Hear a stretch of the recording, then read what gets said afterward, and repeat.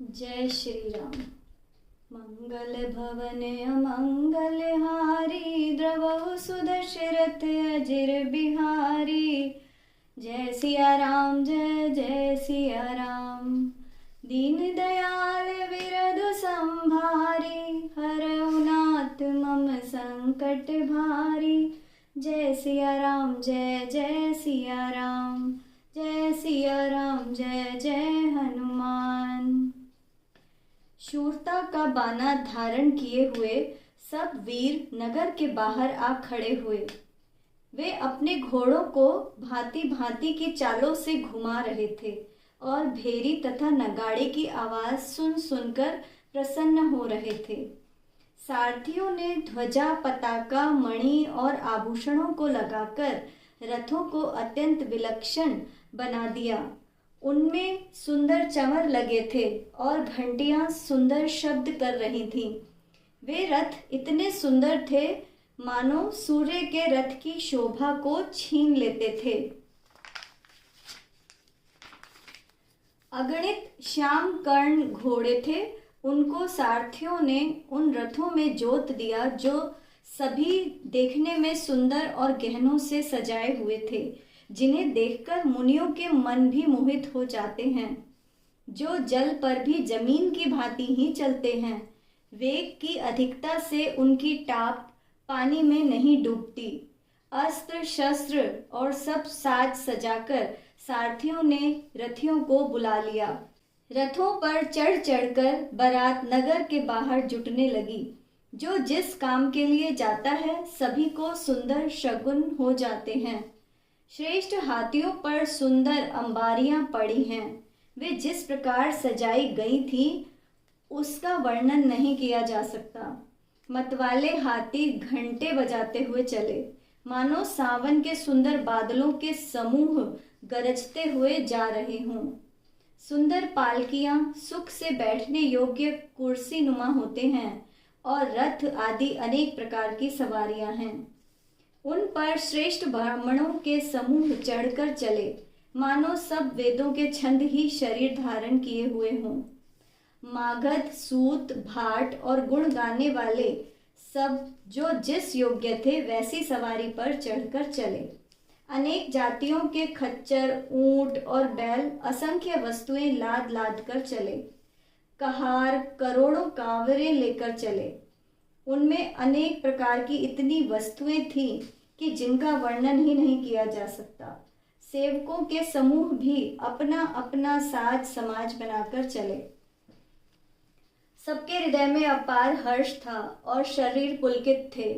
सबकी एक ही इच्छा थी कि हम श्री राम लक्ष्मण दोनों भाइयों को नेत्र भरकर कब देखेंगे। हाथी गरज रहे थे, उनके घंटों की ध्वनि हो रही थी। चारों ओर रथों की घरघराहट और घोड़ों की हिनहिनाहट हो रही थी। बादलों का निरादर करते हुए नगाड़े घोर शब्द कर रहे थे। किसी को अपनी पराई कोई बात कानों से सुनाई नहीं देती थी। राजा दशरथ के दरवाजे पर इतनी भारी भीड़ हो रही थी कि वहां पत्थर भी फेंका जाए तो वह भी पिसकर धूल हो जाए। अटारियों पर चढ़ी स्त्रियां मंगल थालों में आरती लिए देख रही थीं और नाना प्रकार के मनोहर गीत गा रही थीं। उनके आनंद का वर्णन ही नहीं किया जा सकता। तब सुमंत्र जी ने 2 रथ सजाकर उनमें सूर्य के घोड़ों को भी मात करने वाले घोड़े जोते। वे दोनों सुंदर रथ राजा दशरथ के पास ले आए, जिनकी सुंदरता का वर्णन सरस्वती जी भी नहीं कर सकती। एक रथ पर राजसी सामान सजाया गया और दूसरे पर तेज पुंज अत्यंत शोभायमान था। सुंदर रथ पर राजा दशरथ वशिष्ठ जी को हर्ष पूर्वक चढ़ाकर फिर स्वयं शिव, गुरु, पार्वती व गणेश जी का स्मरण करके दूसरे रथ पर चढ़े। वशिष्ठ जी के साथ जाते हुए राजा दशरथ ऐसे शोभायमान हो रहे थे जैसे देव गुरु बृहस्पति जी के साथ इंद्र हों।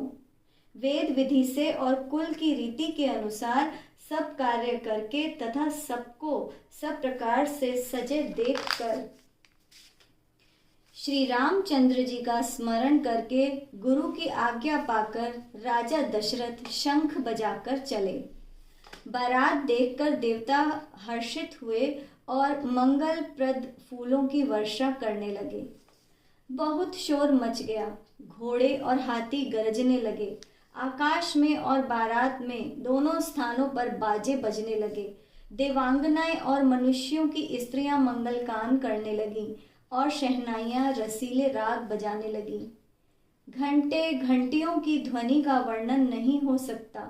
पैदल चलने वाले सेवक गण अथवा पट्टेबाज कसरत के खेल कर रहे थे और आकाश में ऊंचे उछलते हुए जा रहे थे। हंसी करने में निपुण और सुंदर गाने में चतुर विदूषक भांति भांति के तमाशे कर रहे थे। सुंदर राजकुमार मृदंग और नगाड़े के शब्द सुनकर घोड़ों को उन्हीं के अनुसार इस प्रकार नचा रहे थे कि वे ताल के बंधान से जरा भी डिगते नहीं थे। चतुर नट भी चकित होकर यह देख रहे हैं। बारात ऐसी बनी थी कि उसका वर्णन करते नहीं बनता। सुंदर शुभदायक शकुन हो रहे थे। नीलकंठ पक्षी बाईं ओर चारा ले रहा था, मानो मंगल की सूचना दे रहा हो। दाहिनी और कौवा सुंदर खेत में शोभा पा रहा था। नेवले का दर्शन भी सब किसी ने किया। शीतल मंद सुगंधित हवा अनुकूल दिशा में चल रही थी।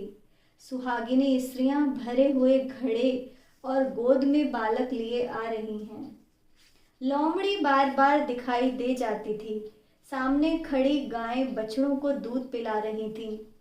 हरिन की टोली बाईं ओर से घूमकर दाहिनी ओर को आई। सभी मंगल समूह दिखाई दिए। सफेद सिर वाली चील विशेष रूप से कल्याण कर रही थी।